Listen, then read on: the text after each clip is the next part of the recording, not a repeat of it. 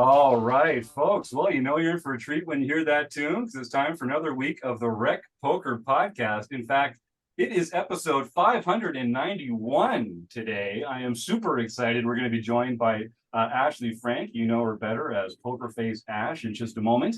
But first, I got to tell you a little bit about what you're in for. So this is the Rec Poker Podcast. It's the chat edition where we talk to a different luminary in the poker world every week.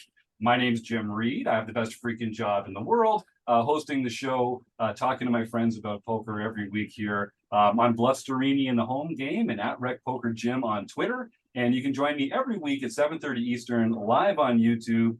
We give away a prize. We have fun with our guests. And if you like what you hear tonight, we actually also have a second podcast that comes out every week just talking about strategy. We call that the Florence edition, so stay tuned. All right, now we're going to talk to Ashley in just a minute, but first I have to mention we are brought to you by the Running Aces Hotel, Racetrack, and Casino. They are the official sponsor of the Rec Poker Podcast, which is really important because most of what we do here is free. We're a largely volunteer-based organization, so we really depend on the support of our sponsors and of our premium members who chip in their $15 a month to help make the magic happen here at Rec Poker. We got a couple new members I want to thank, Chris Hafer and Frank Friel. Thanks, Chris and Frank, for throwing your $15 a month in. That helps us out a lot. And I can't wait to get to know you both a little better. Welcome to what's going on over here at Rec Poker. Like I say, most of what we do here is free. Sign up for a free community account anytime. All it takes is an email address and a smile, although we do insist on both. But if you want to take your game to the next level and join the premium membership, it's only $15 a month. You can get your first month for only $5 by using the code RecPoker at checkout. Now, they let me host the show on Mondays, so you get used to hearing my voice, but I am just a small cog in the Rec Poker machine. It takes a group, a gang, a village, a crew to make the magic happen around here. We call our group of wizards the Wrecking Crew. Of course we do. And if you want to learn more about me or the rest of the Wrecking Crew, you can go to rec.poker/crew. But you can also just listen up. You're going to meet a few of them right here tonight on the show, starting with none other than our producing co-host, Chris Jones. Well, I'm Chris Jones. You can find me 5B5 on Twitter or 5x5 in the PokerStars home game. And I help run our monthly deep dive strategy segment where we dig into a poker topic as a community. My name is Eric Jin. You can see me posting in our forums as Binkley or find me in threads as Rec Binkley. Every Thursday night, I do the Play, Explain, and Learn, or PEEL, where we do a deep stack cash simulated game, where later on you'll see a video where everybody explains their thoughts and you can see everybody's hole cards. I'm John Somsky, also known as Poker Geek and Man Everywhere, and I help to run our home games. I'm Kim Kilroy. I'm PetVat33 or PetVat, and I am Fergie56 on our home game. I run a hand history review group once a month on the second Wednesday of the month and oversee our travel group on Rec Poker. I'm Rob Washam. You can find me as Rabman50 just about everywhere. And on the first and third Wednesdays of each month, you can join us as we discuss the latest poker books. This Wednesday, or the coming up, is going to be June 5th. We'll be discussing Zachary Elwood's chapter in Excelling at No Limit Hold'em, which is all about poker tells. So as you can see, we have a lot going on over here at Rec Poker, and I am just so pleased and privileged to be a part of this fantastic Wrecking Crew. So thanks to everyone for all that you do every day, week, and month to make Rec Poker great. And thank you to Pokerface Ash for coming in and joining us here on the show. So Ashley, let's get official. How should I refer to you now that we're like best buds on the show? Yeah, either one. I guess I prefer Ashley. All right. So Ashley, a lot of our listeners probably already know who you are, but let's just say someone doesn't know who Pokerface Ash is. Just give us a few sentences sort of summing up your role in the poker world and kind of how you view your own space in the poker world today.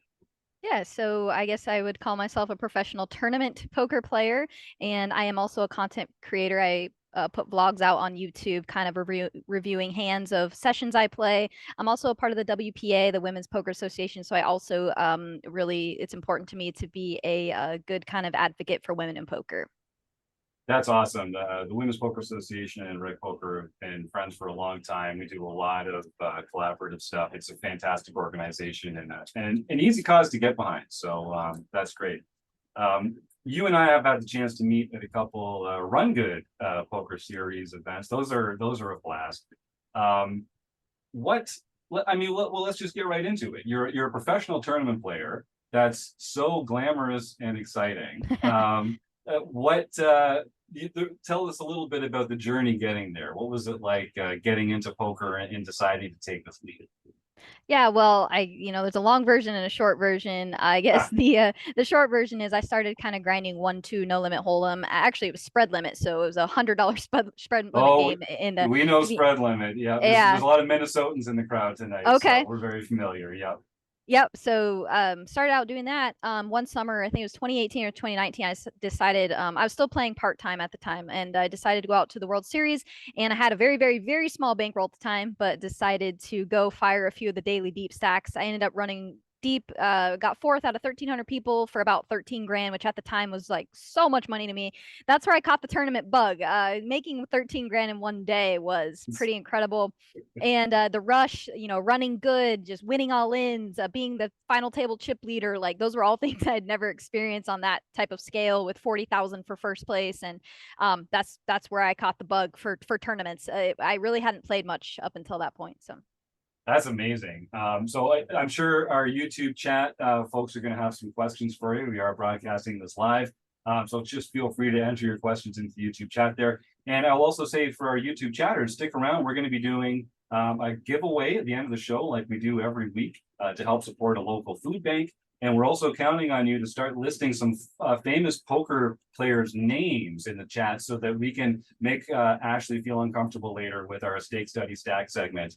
So start throwing some names out there. And finally, I'll just appeal to our YouTube audience. We've officially made it to the point where we can accept super chats and people can donate and help us out by supporting what we do here. So if you're watching live and you'd like to help us out, feel free to make a super chat, and we share a portion of all our proceeds that we get through the YouTube super chats with a local food bank as well. So stick around, get active in the chat, and we're going to have a lot of fun today. So yes, I mean, having that big score, there's something you cannot argue with about tournament poker. People talk about cash games being like a more reliable revenue stream, and the variance of tournament poker being so massive and frightening, but there's just no other way to get a kind of multiplier like that as a poker player. How do you sort of balance the variance element of it, the frightening lack of control over what you get to bring home in a day or week, with your love and passion for tournament poker? Yeah, so it's like I tell people all the time, it's like kind of the same thing, but also a different beast at the same time, because really on a grand scheme of things, over an infinite number of hands, if you're a winning poker player, you're going to come out on top playing tournaments just like you would in cash games. So, but the graph, if you zoom out, it's going up. However, if you zoomed in, to a very like small sample size, yes, it can look like it's going down for quite a bit of time if you're running bad variance and stuff. So it's important to keep in mind the long-term results, right? So keep at it, keep grinding, keep trying to play your best, and that's really ultimately how you're going to continue to stay profitable playing tournaments. So yes, they are very high variance, but at the same time, it's just kind of like cash games. You come play, make plus EV decisions, and you're going to end up making money if you're a studied profitable player. So it's a good answer. So we've got our first question from the YouTube chat here. First of all, you've got a couple fans already. Michael Miller saying that you guys met up at a Run Good event as well, and that you're a lot of fun to play with. Marian Miskowski, who I've spoken to before, I'm saying that she loves your vlogs and she's learned so much. Please make more vlogs. I love this feedback from the group. We do have a question from Chip Extractor. Steve, nice to see you again, man. Can you talk a bit about your experience taking on one-on-one coaching with Fausto Valdez? Steve said, I hear he's not horrible. Also, can you comment on what your current study routines look like? Yeah, so first of all, highly recommend using Fausto as a one-on-one coach, and mention me for a discount. So yeah, but I met him a couple years back, and we automatically clicked just talking about poker, and he saw that I was so passionate about it. However, I was very, very new, so I didn't know a whole lot. Finally, kind of got the money together to get the coaching from him, and it was poker life changing in the sense of I realized that I don't know a lot and I realized how much I don't know and that I need to learn. And it kind of started me on this journey of really digging deep into this. I call it the black hole of poker study. And so, as far as how he approaches it, he really likes to hear from you so he can kind of pull out of you your thought process and how you kind of think about the game. And then so he can kind of tailor the teaching to you and how you're approaching the game, which I think is something that maybe, other cookie cutter coaches might just like throw a bunch of stuff at you and not really care how you think about poker or just in general. So I was able to kind of show him how little I knew, and he was kind of able to fill in those gaps and way things that I needed to work on. So I highly recommend him. He's a great coach. He knows a lot, and he's very exploitative. So while he'll teach you GTO stuff and he'll teach you foundational stuff, he's very, very big on obviously deviating and exploiting, which is obviously where we make money. So Yeah, that's great. I think a lot of most of our listeners are recreational players, and I think some of them feel like, oh, I'm not ready to get coaching yet, or I need to get my game to a certain point where I can then get the most out of coaching. And I always tell them you've got it backwards. Like you couldn't be more wrong. Get coaching early. Get coaching to spare you all the time and effort of making all these mistakes and learning from your own mistakes early while the gains are so big. Now they might not be ready to start coaching Fausto right off the bat, but what was your experience like becoming better as a player? Like before you started getting coaching, how did you sharpen your game and develop your own strategy? yeah, so I think I felt a little bit lost because there was so much out there and I felt like I was picking and pulling from different things, but I was just kind of all over the place. So studying with things like Solve for Why, I did for a while, where I took their homeschool coaching course. So that started me from the ground up. So I felt like I was kind of taking, advanced course here and an intermediate one here and a beginner one here. So all of a sudden I had all these open spots where I wasn't really I needed a good foundation, a good start. So that's kind of what the homeschool course did for me. And then also working from Fausto, we started from ground one, hey, you're 200 big blinds deep in a cash game under the gun. What's the bottom of your opening range? And I said, I have no idea. So that all was huge. So yeah, it was very all over the place at the start. Steve mentioned in the chat, it seems so important to have someone who can point out your blind spots. Yeah, I think that's a big part of it, Steve. Just the idea that we're all too close to our own games to take an objective look at what we're doing right and wrong, and we also don't know, some of those shortcuts that more experienced coaches can help us with. So what do you do now? So you're a live player mostly, and I know, playing online, if you've got Poker Tracker or something like that, it's very easy to record your hands and to review your hands. Do you take notes while you're playing? How do you record hands, and how do you look at them later and benefit from them? And what does that look like for you as a live player? Yeah, so there's a couple things that have been very, very beneficial for me to kind of up my game, elevate my game. Because I got to a point where I was surrounded by players who I was better than in a lot of ways because I grew and got to a place where I kind of outdid them in that way. So they were just recreational players, so there's nothing wrong with that. But I needed to be around and surround myself with players who were way better than me, and that has been one of the biggest things, talking hands with people who know more, who have been around longer, who have seen more hands. And so getting around people who are better than you is huge, and also people who are on your same element as far as their drive and passion to get better, I think is very important. If it's not, then that's okay, but for me, I want to continue to grow and get better. And then the other thing is, so at the tables, if there's a spot where I'm not sure I did the right thing, just fundamentally, I'll write it down quickly and then go back on GTO Wizard later and look it up, and then also run it by my friends. So that's something I kind of do now. Also, when I'm vlogging, I have no choice but to take very, very detailed notes at the table. So, but that I haven't really put out vlogs in a little bit. It's taken a little bit of a break. But currently, what I often do is take notes quickly in a tournament and then run them by my friends and also on GTO Wizard and see what I did right or wrong. So. That's great. And then how do you, because I know a lot of our players, a lot of our listeners talk about how like, oh, if I use solvers, I'm going to find information that's not applicable to the games that I'm playing. So you're playing in decent games. You're playing against excellent players, but you are also not playing against GTO bots.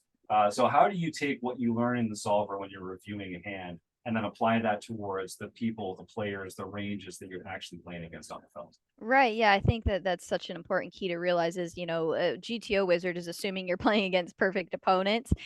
So if you don't know, if you just sit down at a table and you don't know your opponents, you kind of have to start at the baseline. And then as you pick up information, as you gain little bits of pieces of information, then that's when you can deviate and you can start exploiting. But at the foundation, you got to start somewhere, and that somewhere is playing GTO, because the moves GTO Wizard makes are plus EV decisions. So yeah, I think it's important to kind of do that. Now, once you have reads or you see some leaks or exploits, that's when you can start picking that apart and deviating there. Right. And I see we're already getting a bunch of questions in the YouTube chat. And RECing Crew members, of course, just unmute if you'd like to jump in and we'll get the conversation going. One from Joe Millay in here. What wisdom have you learned from poker that you apply to your life away from the table? It's a great question. Yeah, I think the first thing that comes to my mind is letting things roll off your back quick. Like if someone says something that upsets you at the grocery store, or there's someone's rude or cuts you off, some similar in poker where I get really upset because either I made a mistake or my opponent sucked out of me on the river and it was a huge pot or whatever. Like it's really important in order to make the most money you can to let those things roll off your back very, very quickly. Let the emotions pass, understand you're having them, but let them go and move on so you can not like live a happy life and also make money in poker. So I think they kind of mirror each other, go hand in hand. I love that. We got a question here from Amirian. So I want to pull up, if you're watching on YouTube, this is a purple tie guy patch. This is something that we do with the Women's Poker Association. If you're a gentleman or a scoundrel, but a male of the male persuasion, you can get one of these, and it'll just sort of signal to other players at the table that you're an ally for folks that are maybe feeling uncomfortable, and particularly for women at the table. So Miriam's question is, have you experienced a lot of any of the challenges that are typically faced as a woman at the table? And do you have any tips for women at the table? I think both strategically, but also more importantly, just to feel comfortable and safe and that they're having a good time on the field. Yeah, I mean, I think it's important for everybody at the poker table to hold each other accountable. And what I mean by that is, there's been very few times, but there have been some times where I was, berated for being a female or not felt welcome, or a guy said something really sexist or rude to me.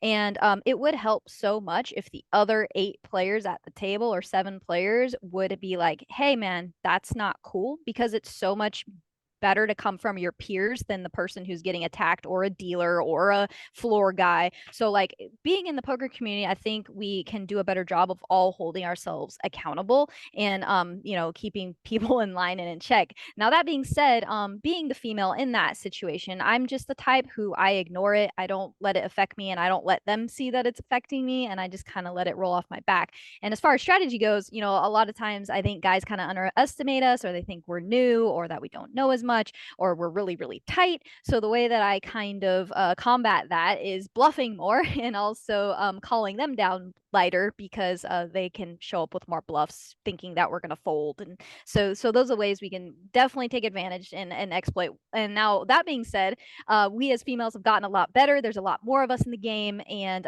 we are becoming contenders. So now, I'm, finding it, not as easy to kind of like get those things through. But I take that as I take that as a compliment. So yeah. Yeah, good. I think that's right. And is there something that, so I think being reactive like that, like if someone speaks out and is being a jerk at the table, like just putting them in their place is something that we should all be doing. I like the way you put that about sort of curating our community, Exactly. being responsible for our own community that way. Is there anything more like proactive that guys should be doing, or is it real? I mean, I like to think that we can all just make the best assumptions about each other, but I don't know. I'm not in the experience. I don't know. I'm not in the seat that you're in. What's your take on that?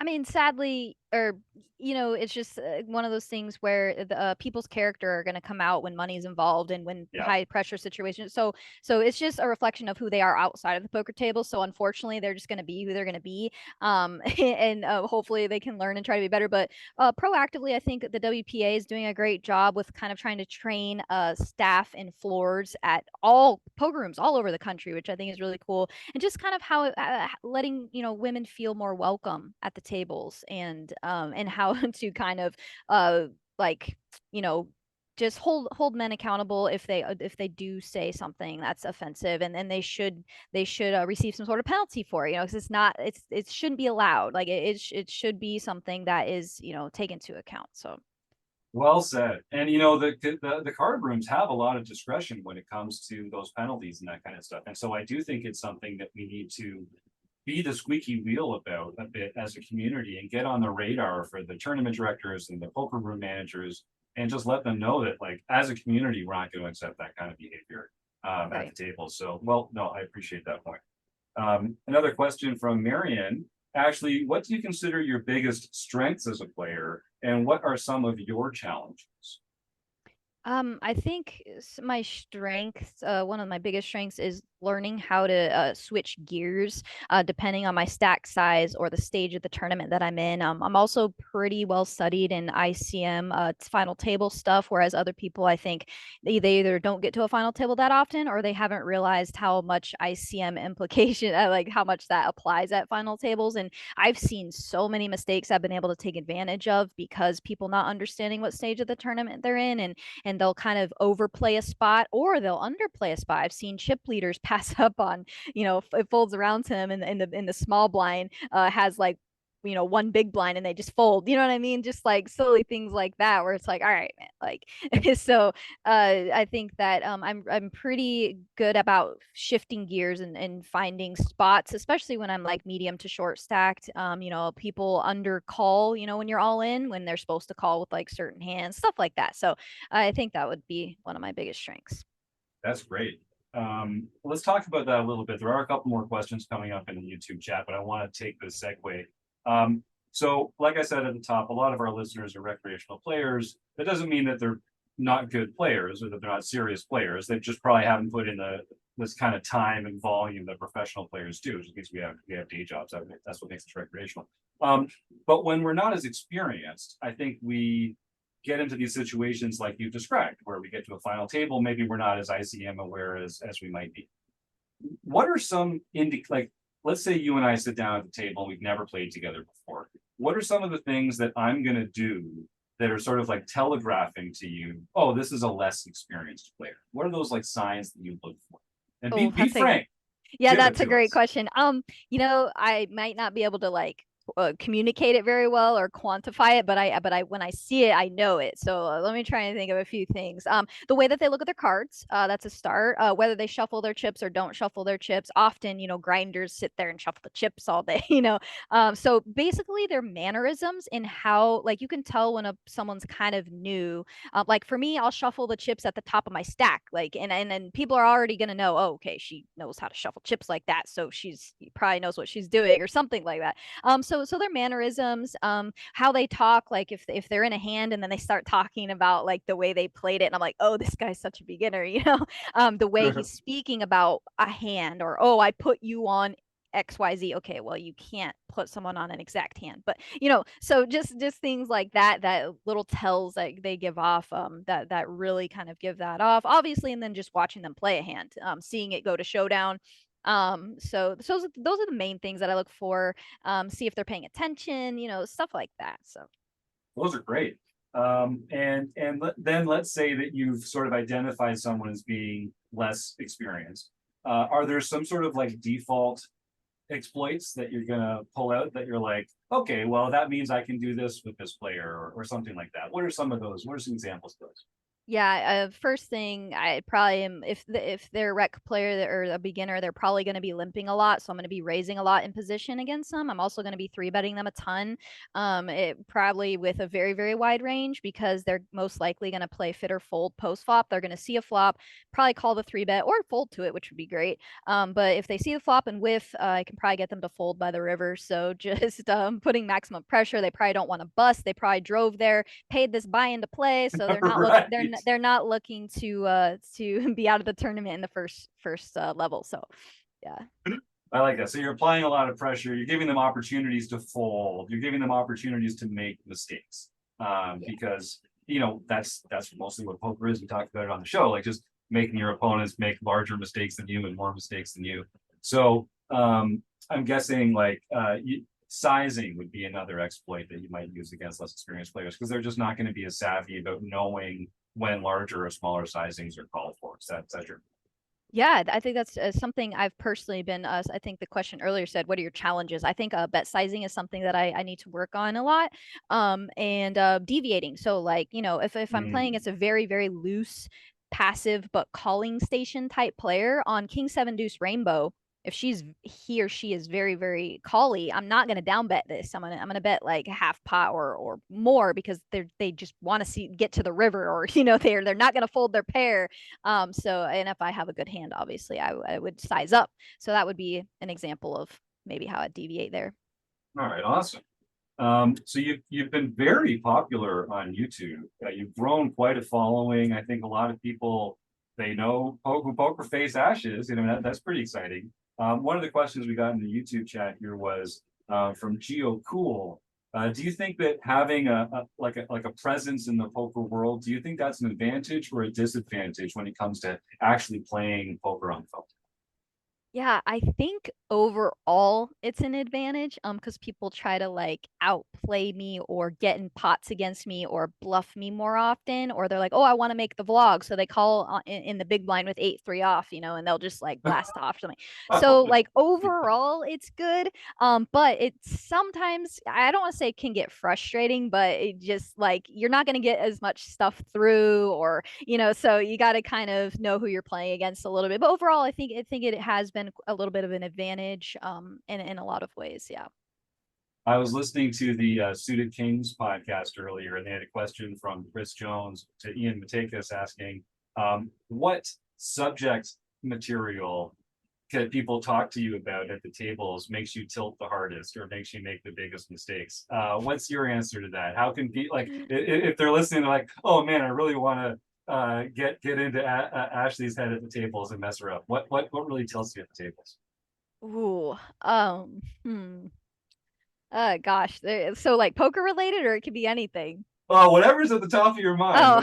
whatever's giving us that expression on your face. Yeah. Oh, I mean, I was just thinking like politics, or religion, those sorts of things that just, those are discussions to be had in a very like in-depth setting, not at a poker table flinging around chips, in my opinion. But or also just listening to people that think they know a lot about poker, and they're like, think they're just like, and then they'll start talking about a hand history, and it doesn't bother me more than I think it just amuses me a little bit. But so yeah, probably just like politics and religion being talked about at the table, that's kind of annoying to me. That's a good one. Yeah, and people should know those are like those are the big two things you don't talk about in polite company going back hundreds of years. So learn it, people. Come on, there's no time and a place for that.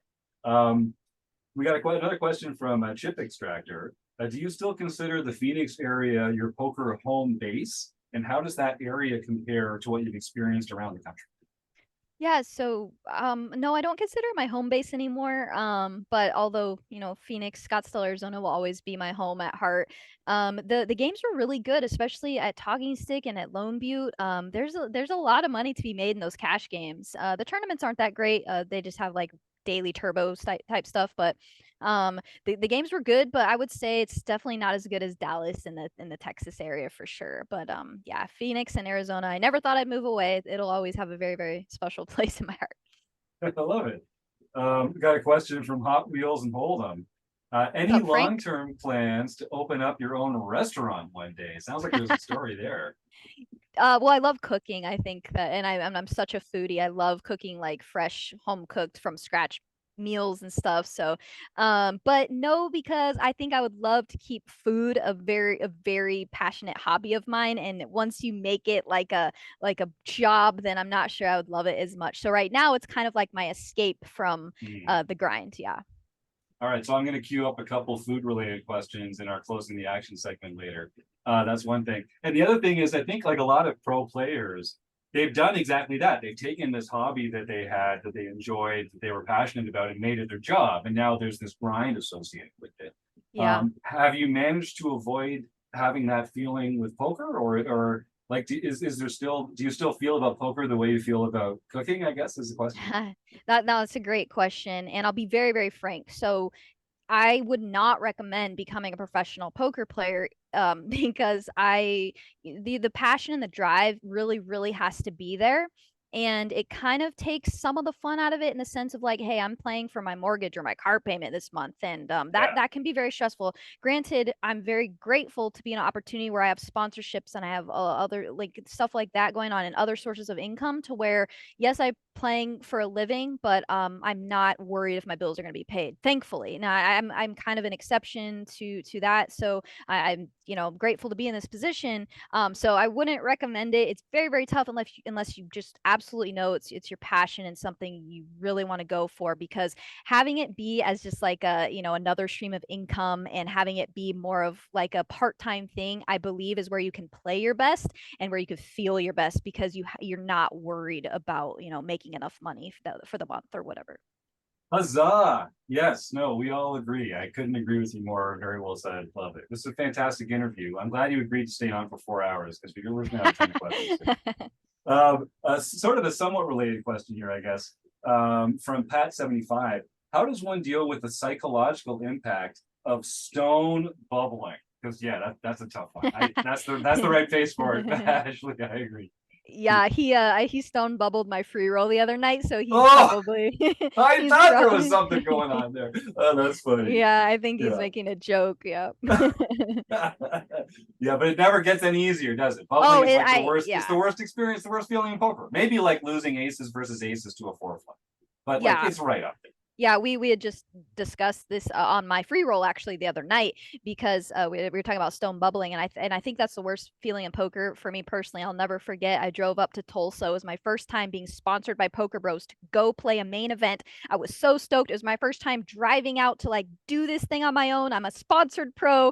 I get there. I'm playing the $1,700 main, and actually Poker Mama was there. I didn't know her at the time yet, and she was playing. And thanks to me, they all cashed and made the money because I stone bubbled, and I left absolutely mortified. I can't think of a worse feeling besides busting my first main. That also hurt. Yeah, that's painful. So Poker Mama's come up in the YouTube chat as well. You guys seem like you get along great. What's it like sort of making friends as a traveling pro? Like you're sort of part of this exclusive community. It's a small world. What's that like, sort of going from someone who's showing up at their first tournament to rubbing elbows with all the rest of like the circuit regulars? Yeah, it's so funny. Is like people are mentioning a guy named Dan Lowery, and I'm like, who's this guy? And now he's like one of my good friends, and I'm learning the who's who in the circuit. Will Berry and like all these guys that just keep showing up at all these final tables and the circuit events and the run good events, and Blair Hinkle, and Brian Winter, all these guys who are just absolute crushers. I know Brian. And so anyway, yeah, it's been really cool to kind of get integrated into that tournament poker scene. And I still feel very new, but I'm starting to learn who's who. So it's been fun to make friends, and like I was saying, just find people who are better than you at poker and be able to talk with them about it. It's been awesome. I love it. So there's Chip Extractor says, stay away from the restaurant industry is tough. It sounds like he's speaking from some experience there. Yeah. But says, so since you're an exploitative player, is image something that you think recreationals should even worry about while they're playing? Or are we just not going to be able to hide that we're less experienced, and we should sort of like focus on other fundamentals instead? Oh, that's a great question. The first thing that came to my mind is you can kind of use the rec thing to your advantage, honestly. Because like I make assumptions about rec players, right? So you can kind of learn how what we think about you, like as pros, and then kind of try to, like, for example, if you're betting every street, we're gonna think you just have it, right? Like we're okay. I'm gonna fold like a huge portion of my range to you by the river because you're probably not bluffing. So I think bluffing more would against good pro players would be to your advantage. Yes, yes. Maybe not someone who's known as a calling station or something like that, but I think that would be a good place to kind of start. Yeah. So let me press you a little on that because this is like such a juicy content for our audience. So like, what are some of those assumptions, and how should we flip the tables on you guys? So like, yes, we think that mostly recreational players aren't going to be very savvy bluffers. They might like choose weird bad bluff spots, but they're not really, unless you got a note on them that they're spazzing off, they're not going to. You're going to give them credit when they make those actions. What are some other kind of assumptions that you might make that we can stymie in real time? Yeah, we're going to assume that you really don't want to bust the tournament. Like you drove out here to spend your day playing. You didn't come out here to get it all in with a flip first, 300 bigs deep or anything like that. So we probably would. I mean, I bluff them more. I three bet them more often. So you can kind of combat that by either four bet jamming some cool hands. You can combat that by making me fold. You can combat that by calling me down lighter.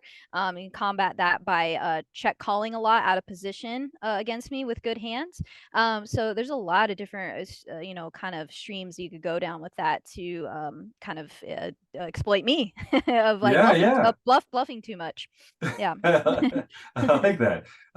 Yeah, I get the sense that, pro players are just they're gonna test the chin a little bit. Yep. And so how you respond to that is also going to be telling. So I think one tip for recreational players, if someone is three betting you a lot, is picking on you a bit at the table, the first thing you can do is just tighten up pre-flop and just get yourself in positions where you're going to have stronger holdings, where you're going to be able, you're not going to have to fold as often. And you don't mind that either, do you, Ashley? Because now we're just playing fewer hands and, the table's more available. Yeah. Generally speaking, if someone, if the table's playing more aggressive or you have a very aggressive player to your left, you do have to shrink up your range because you want to show up with stronger hands. For example, if you're a rec player, you're in the low jack, you open king, queen suited, and I'm next stack and I have king jack off, I'm three betting it. And so we hit a king high flop or, a queen high flop and I'm barreling and you just get to call down and win a lot of chips off me because you showed up with a stronger hand than me. One that I am dominated by. So that's a way you can kind of combat us a little bit. Great answer, thank you. Chris Jones, jump in. Well, I just gotta after the restaurant subject came up, just the chat kind of blew up. People talking about, yeah, you're a super foodie. She should have a guest cooking appearance. She eats so well on her poker trips. I'd pay for Ash to cook dinner and be hands-on with the cooking, et cetera, et cetera. So I'm just curious about kind of poker and eating. I mean, that is like a challenge. I find it a challenge to like eat well while I'm playing, or especially when I'm on a traveling trip. So what are some of your practices? How do you eat so well while you're playing? Oh man, that's such a great topic to discuss. So there's a few things. So I kind of use eating at fancy, nice restaurants or, notable restaurants as a way to kind of unwind and enjoy myself if I'm grinding, right? So if I have fine time, it'd be nice to eat a nice meal. But the other side of that about staying healthy and staying on the grind and making sure you're eating right. I try to get workouts in. I lift weights. That's the way that I stay physically fit. But there's days that I can't, and on the days that I have to wake up and play a day two, and so it was more important that I got rest, I try to combat not working out with fasting. So I do a lot of intermittent fasting. So that's really, really helped me. And that also kind of actually helps your brain, your blood sugar, your glucose levels. So that's been really beneficial to me. As far as like eating good, like I'm already kind of dreading it because I'm about to leave for the World Series in 4 days and I've got to go to the grocery store and make sure that I get food. Otherwise I end up spending a ton of money in Vegas that I should not be spending, and then also just eating really junky food, which I'm going to try really hard not to do by going to the grocery store, making sandwiches, PB&Js. Yeah, Yeah, I do know. The first day I met you, everyone was like raving about something about PB&Js. I'm like, what's happening here? So yeah, it just all those things I think play a part in the whole eating thing. I love to enjoy good meals, but also got to find the balance with eating healthy and getting some intermittent fasting in on days where I can't work out. That's great. Yeah, you don't get to choose what you're famous for in this world, I've heard. So talk to me a little bit about intermittent fasting, because I've started doing that myself. I got the news from my doctor. I had to lower my blood sugar, try and drop a few pounds. I don't have quite as active a lifestyle as I used to. And so intermittent fasting has been a good thing for me. Tell me a little bit about, like, how do you approach it? Is it the same hours every day? And for our audience, if they're a little less knowledgeable about it, I know, like, we're not nutritionists here, but like, just speaking generally about it, what's worked for you and what's been challenging for you? Yeah, so I've been doing 16-hour intermittent. So what I've been doing is stopping eating at 10 p.m. and start eating at 2 p.m. because that works best with my schedule because of the hours we play grinding tournaments. So I can't do the thing where, I stop eating at 6 p.m. I'm gonna die before, I'm done playing. I'm so hungry. And it really has helped my blood sugar levels. I've always had blood sugar issues, and so I don't get really hungry when I first wake up, which is great. It also is kind of convenient because I can wake up and just go play versus and I'll drink a black coffee or like a green tea or something, and that kind of suppresses my appetite and keeps me able to play until I'm able to eat. So that's kind of how I've been doing it. I don't always do it, but again, like when I feel like my body needs a little bit of a reset, or if I kind of feel like I'm getting off track, it's a way to kind of like pull me back in discipline wise and just get that going again. Yeah, great answer. All right, fantastic. We got a little pipe in from Mike Serrano. Just wanted to say what's up and welcome you to the stream, and to say a lot of folks here in the YouTube chat saying nice things about Pokerface Ash. You've obviously had a real impact on the poker community. One of the questions we get here is from High Pitch, and wants to know, do you think it's important to know people within the community, and what are some of the advantages and disadvantages of being plugged in? Oh, it's a great question too. I think there's definitely advantages and disadvantages. I kind of try, like, I'm such an introvert, so it's already was hard for me to like kind of put myself out there and be like, hey, be my friend or whatever. So it's not in my nature. But there have been advantages. Getting integrated. I've made some amazing friends with some amazing people. You guys included in that. There are really good people in the poker community. That being said, there's also some very not good people in the poker community, but that's like life and everywhere. So we can't just like hone in on the poker community. But so yeah, I think some of the advantages are getting plugged in, getting cool perks. Like, I've met friends who have 7 stars and get me free rooms in Vegas. So, that's just like a little perk, being,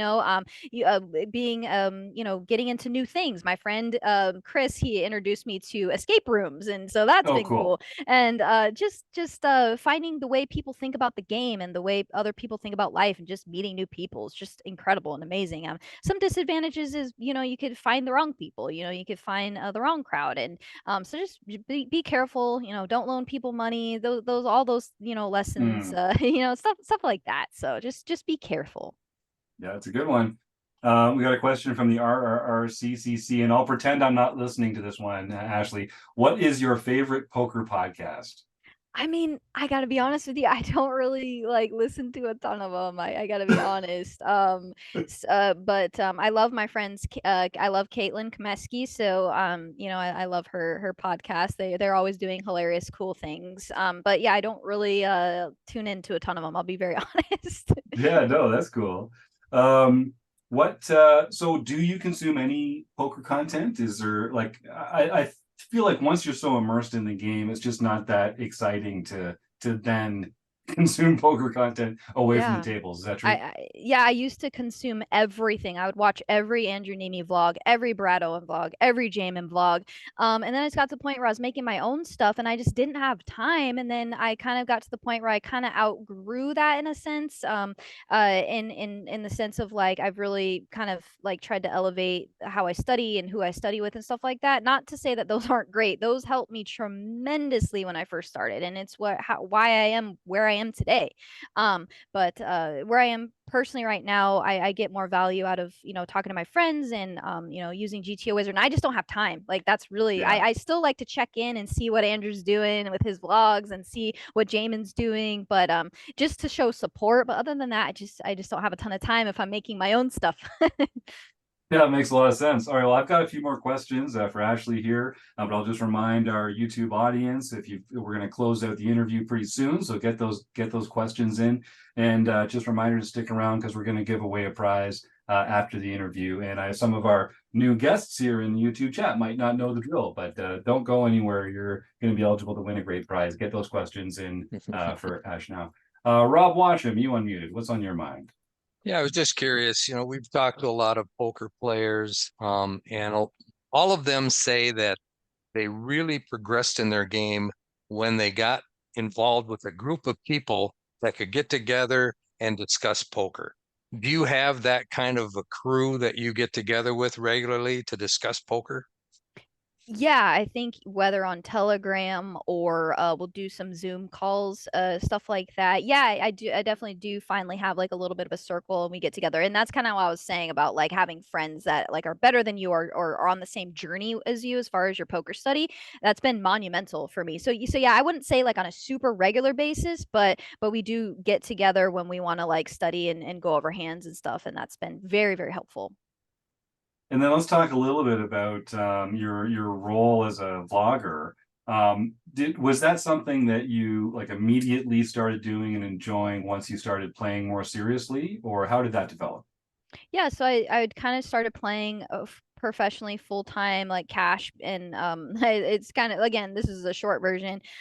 So I had started playing and I had stopped being a musician. I was a musician, a touring musician. I was coaching college basketball, and when I started playing poker, there was something kind of missing for me because poker is a very inherently selfish game. You're there to take other people's money, and so I was kind of missing the kind of creative process or exchange of just like kind of helping other people in some way. And so creating a poker vlog kind of, you know, gave me those things that I felt were missing, which was giving back, putting out content that people like, and being able to kind of get my creative wheels going. So it's kind of like a all-encompassing thing that ended up working out really, really nicely. I saw that people were really enjoying my vlog. They were benefiting from it. They were learning. So that made me feel so fulfilled and made me want to do it more to like give to others. And so that's kind of how that came about.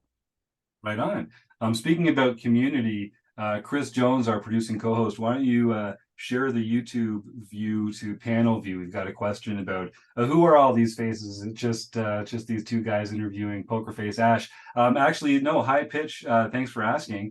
This is the RECing Crew. We're actually just like a group of thoughtful, serious, recreational poker players. We get together here at Rec Poker. We have a lot of fun. We talk about poker. We interview fun people like Pokerface Ash. Thanks for joining the YouTube and stick around. Get a free Rec Poker account. I think you'd find that we're kind of a fun group, if I do say so myself. All right, and then back to the vlog thing for a second there. It's such a cool impact to make on the poker world. It's obviously very soul bearing though. I mean, you have to really put yourself out there. What was that tension like for you, especially as an introvert? You know, I mean, it's difficult to kind of share yourself so honestly and openly with the world like that.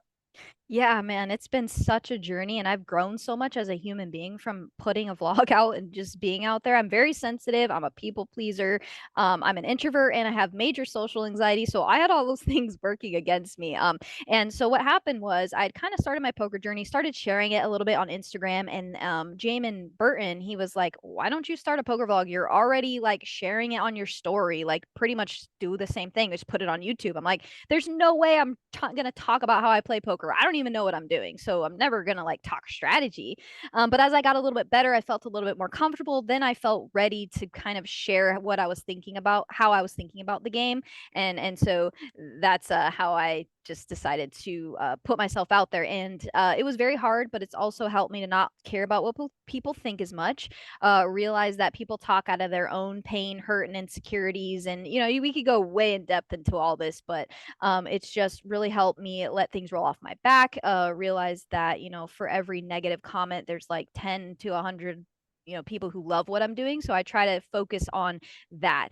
And it's been a really cool growth experience for me. What are I guess this will be my last question. I don't see any more coming in the YouTube chat here. So what are some of the challenges over the course of like a week or a month that oh, I'm not looking forward to this, or I wish I didn't have to do this, or what are some of the kind of unseen difficulties of this life that you've chosen? Editing vlogs. Yeah. It takes so many hours, and it's such a grind. This is why lately I've taken a little bit of a break. Granted, I am moving. I'm moving houses. I'm buying a house. There's just a lot going on, so I needed to kind of take a step back.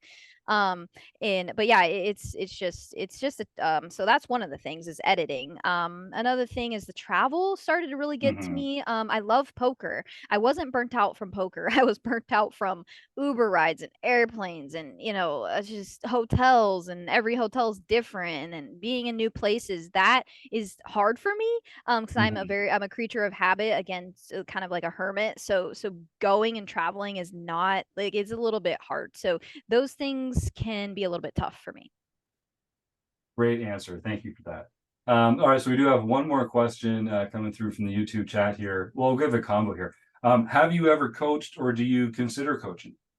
So I just started. So I did a ladies lunch and learn in Arizona. I did a meetup game back in Arizona at my old home casino, and the lunch and learn went so great. And at the end, they gave away a 1-hour coaching session with me, and I ended up doing that just a few weeks ago, and I did it, and it was my first time doing it, and it went so well that I had some other people inquire. So I am thinking about doing some sort of coaching for like beginner to intermediate players, but I wouldn't be able to even take that on until after I get settled in my new home and get home from the series. But yes, I actually love teaching. I coached college basketball, so teaching and coaching is kind of in me. So I could see myself doing that. Yeah.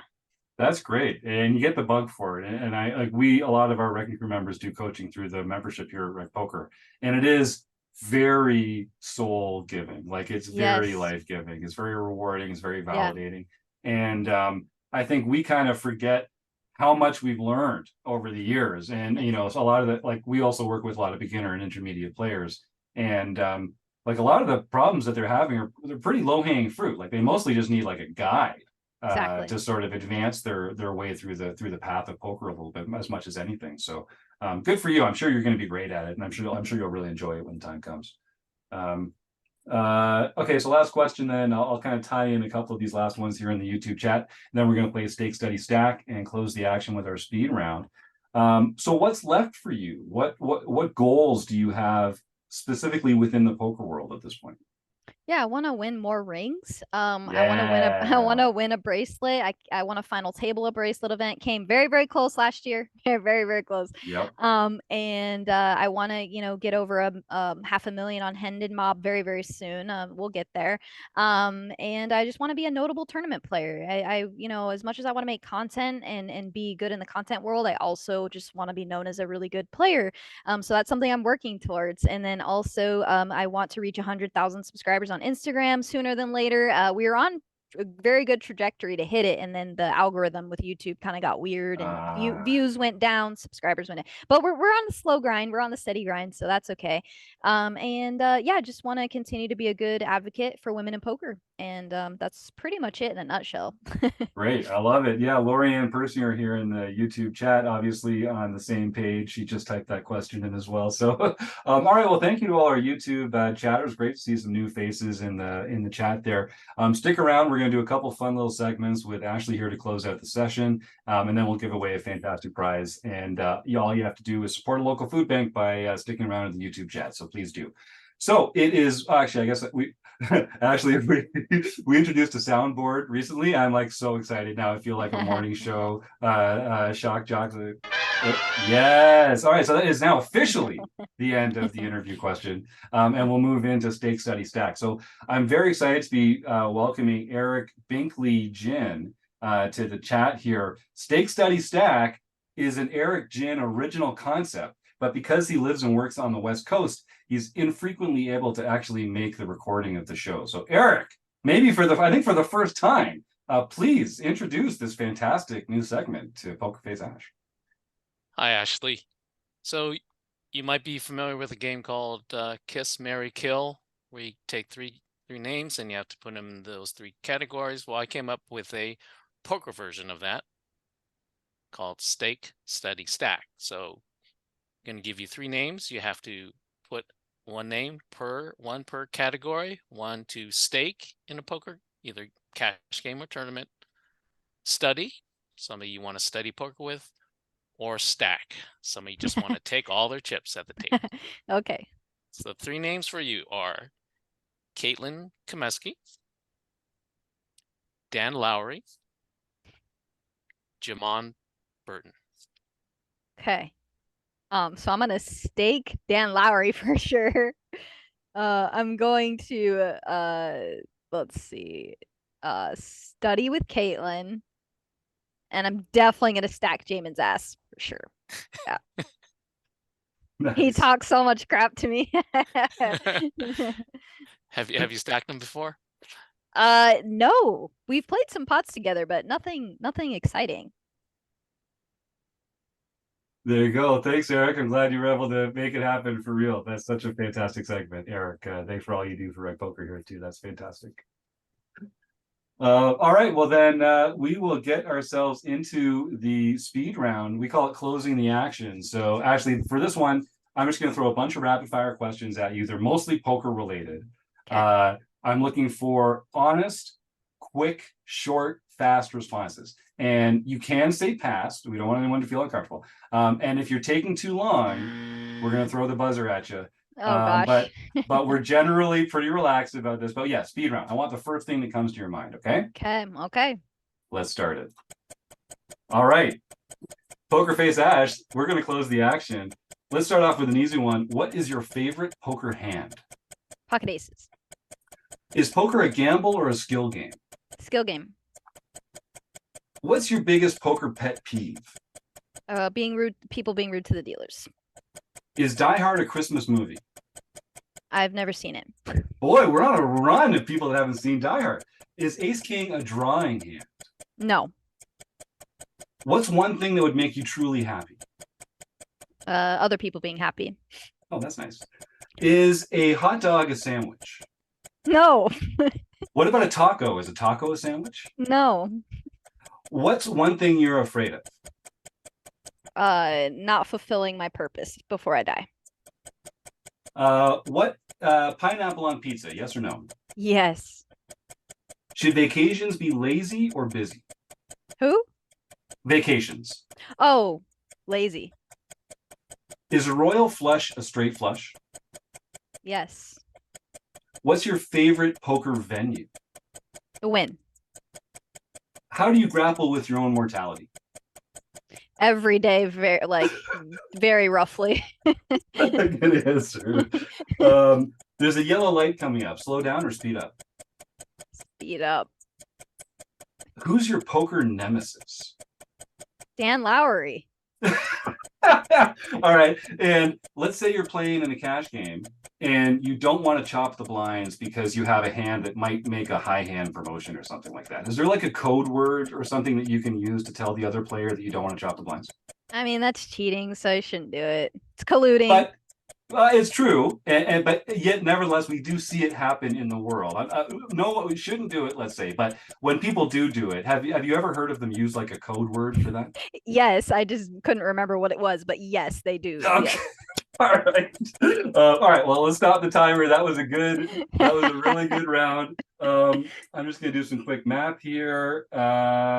974 points. Fantastic result. Actually, Frank, that's great. Pokerface Ash, almost up into quadruple digits there. So you should feel very, very good about that. Yeah. The last question, and this is something we ask all our guests. So you've led this wonderful, rich life. You're at the top of your game. You're loving this life as a poker pro. But someone comes up with a gun to your head and says you have to go back and do one thing differently. What's the one thing you would go back in your life and change?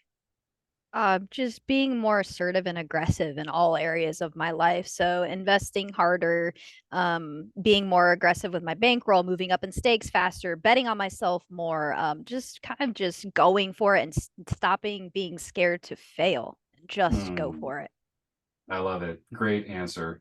And some really fun responses here in the YouTube chat as well. So this has been a real pleasure. So folks, we're going to let Ashley go in just a moment.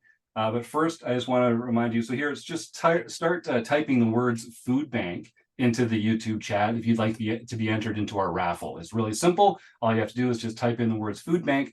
And the reason we do this is because we just want to raise awareness for the fight against food insecurity. I know we try and take the stigma away from the word rec in recreational poker players, and we're also trying to take the stigma away from people that need a little support, a little help making ends meet, or putting food on the table for a family or a loved one or a child by using a food bank. If you take out your smartphone right now and just Google food banks near me, you'll find an organization that could benefit from a few dollars out of your pocket, a few hours out of your day as a volunteer, or a few non-perishable food items from your pantry. And so I'd encourage you just help out a local food bank. It's a great way to make a big difference with a little. And you never know, you might be surprised at who needs a little help, someone in your neighborhood, someone in your community. It might not always be who you expect, but I would encourage you just to help out your local food bank and just type the words food bank into the YouTube chat here and we'll give away a prize in just a few minutes. Ashley, is there anything else you'd like to leave our listeners with? Is there, what's the one thing that if our audience really enjoyed your interview and wanted to say thanks and subscribe to something or like something, like how could we most impactfully say thanks and get more Ashley Frank in our lives? Yeah, well, I'm almost to 40,000 subscribers on YouTube. So, and it's completely free to subscribe. I know the word subscribe, people sometimes think there's a fee associated, but it's completely free. It's just a way to support, be a follower. So subscribe on YouTube and follow on Instagram. But if you want to support further than that, you can become a member of my YouTube channel or a subscriber on Instagram. I think it's like $5 a month, and it just help the free content and the channel and all that. So you can find me on there as Pokerface Ash on everything. So all right, so please do. And I want to remind if you're listening to this at home, you might want to go to the YouTube and watch this episode. This is episode 591, I believe it is. And apparently there's a great screenshot to be had when Ashley was asked about the yellow light coming up. So apparently you might not want to miss that. I'm going to go back and watch that one myself. I'm looking forward to it. Pokerface Ash, Ashley Frank, you've been a wonderful guest. This was a real pleasure. I'm sorry it took 591 episodes to get you on the show, but I'm glad you came. Thank you so much. I hope to see you at a Run Good event or somewhere else real soon. Yeah, hope to see you all at the World Series. Thank you so much for having me. A long time coming. Thanks for being patient with my crazy travel schedule. So glad we were able to do this. Thank you guys so much. I had a blast. All right, well, travel safe. Definitely see you in Vegas. That's Pokerface Ash, everybody. Well, what a wonderful interview that was. I knew it was going to be. Thanks again, Ash. Thank you. So let's talk about some recent home game results. We'll welcome our own John Somsky back on to the air. He found his hat, folks. He found his hat. Oh my God, look at all those freaking pins. John, way to go. Yeah, I finally found it. Was in a corner. It was a box. I moved to a new house recently, for those who don't know. And well, maybe not so recently anymore. But anyway, it was in a box under a different box. Found it, have the hat back. With all the pins. That's the important. It's a very impressive number. See if you can get all those in Frank. Like I got a few going on over here, but like that's a lot of pins for the one and only John Somsky. Yeah, just no silvers yet. And no golds. I am falling behind the rest of my peers. Okay. On May 20th, Keck Geek got his first nightly victory for the year. All right. Then Eric Anderson 85. Eric Anderson got his third nightly victory for the year. Then Eric Anderson 85 got his fourth nightly victory for the year. Back-to-back nights. One Jack Black won the daily mixed event, and this time it was appropriately limit Hold'em or limit Omaha 8. Duck and Run 99, Michael Savage got his second international victory for the year. Keeley 19341, Rich Deakins got his second international victory for the year, and Michael Babker won the LPP event. So he can contact info@rec.poker for his free month at Learn Pro Poker. Man, I love to see it when you see these like active members ascending into the winner's circle here at Rec Poker. Rob, Who did Mike beat heads up? I don't think he had much competition. It was some Poker Geek MN guy or something. So I think he had an easy time once it got to heads up. Oh, okay. I saw that in the Discord. So one of the things that John is amazing in his portfolio, he not only runs all the home game results or all the home game tournaments. He not only sets them up and schedules them and tracks all the results. He also posts the winners in our Discord, and it's an amazing home game club. I'd encourage our if you're just getting involved for the first time. Most of what we do here is free. We have a free home game club. We do Discord, the forums, all sorts of great stuff. Get involved. Sign up for a free account at rec.poker and join the group. I think you'd have a lot of fun. So congratulations to all those winners. And Michael Babker, I got to give a shout out because Michael's volunteering his time as our technical director and has for quite a while now. It's not hyperbole to say that Rec Poker would not function without the generosity of Michael Babker. So if you see Michael Babker in the wild, if you're down there in Florida, please put a cold drink in his hand and tell him thanks from Jim and the rest of the crowd here at Rec Poker. Okay, so we've got some fantastic activity in the YouTube chat tonight. And some very complimentary folks in there as well. Thanks, everybody. That's very nice of you to say these wonderful things about Ashley and the rest of the group here. Chris, we've got the Daiso cam out there. Daiso cam is fired up. Now, do we have a die big enough for this number of people? Shall we run through it? I'm counting 11. Are you counting 11? Starting at Hot Wheels.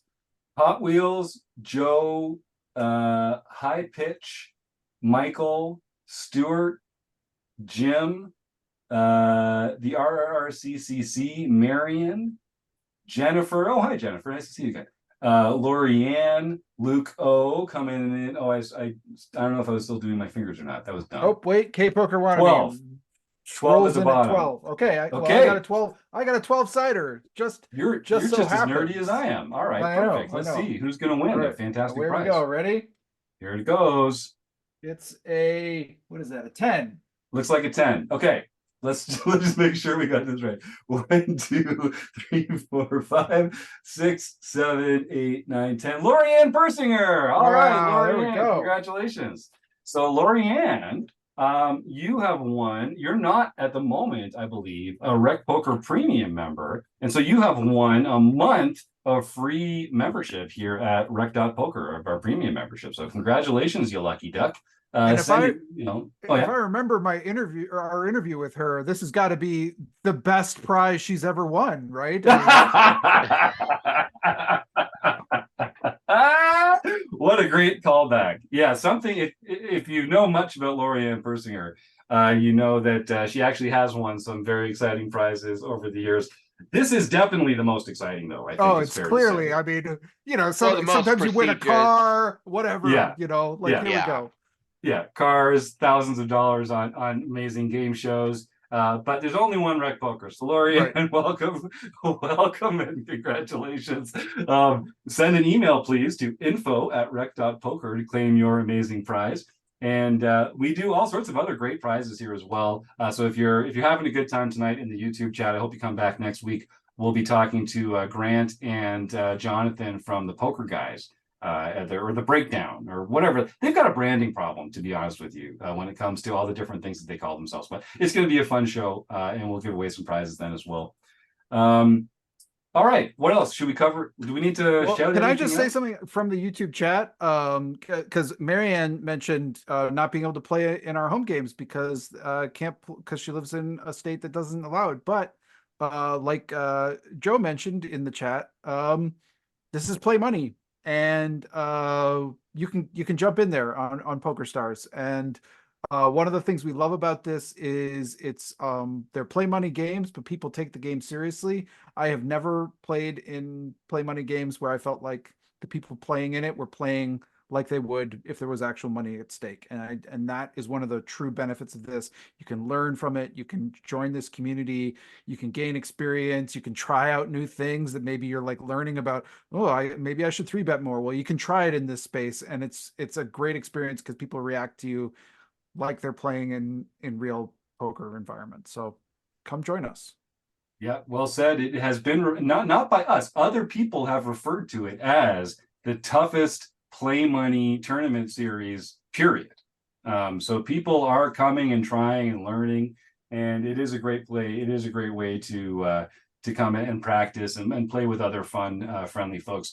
Another element that makes kind of Rec Poker special is we just don't tolerate jerks. And not to put a fine point on it, but like if you're an asshole, we're just gonna kick you out. Like we're just not interested in players that are rude to other players, that berate other players. That this is a positive and encouraging poker learning community. And the more we emphasize that, and the more we kind of bring in well-intentioned, big-hearted, fun poker people, the stronger it is. And I'd rather have a smaller community with 0 jerks in it than a larger community with some jerks in it. And that's how we do it here. So get involved. It's a fun group. It's a fun gang. It's a fun home creating club. And there's a lot of value there. So I hope some folks do. Thanks, Chris. Well said. All right. And I guess, let me see. Speaking of the home game club, in June, on the 22nd, wait, is that the 22nd? Maybe it should be the 15th. What John Somsky, our heads up, we do a quarterly heads up bracket here. I believe we do it on the 3rd Saturday, right? The 3rd Saturday. So it's actually on the 15th of June. You can sign up for our Marek Madness qualifier. It's just one of the fun home game series that we have here, where you can play against some other fantastic recreational players, heads up, and see if you can win your way into Marek Madness, which you can hear more about at another time. Other than that, just head on over to rec.poker/support if you want to look for some ways to help us out without spending a dime. And I got to mention that Running Aces is our sponsor. Again, they've got some fun stuff going up. If you want to learn more about them, you can go to runaces.com. But failing any other notices or updates, let's roll on out of here, folks. I want to thank Ashley Frank, Pokerface Ash, for being a fantastic guest. We might have to have her back at some point soon. Everyone in the YouTube chat, some fantastic chatters there. Thank you. Eric Jin, Tim Kilroy, Rob Washington, Chris Jones, and John Somsky. You guys are the best. Thank you, audience at home. And thanks for tuning into the Rec Poker Podcast. See you next week, folks.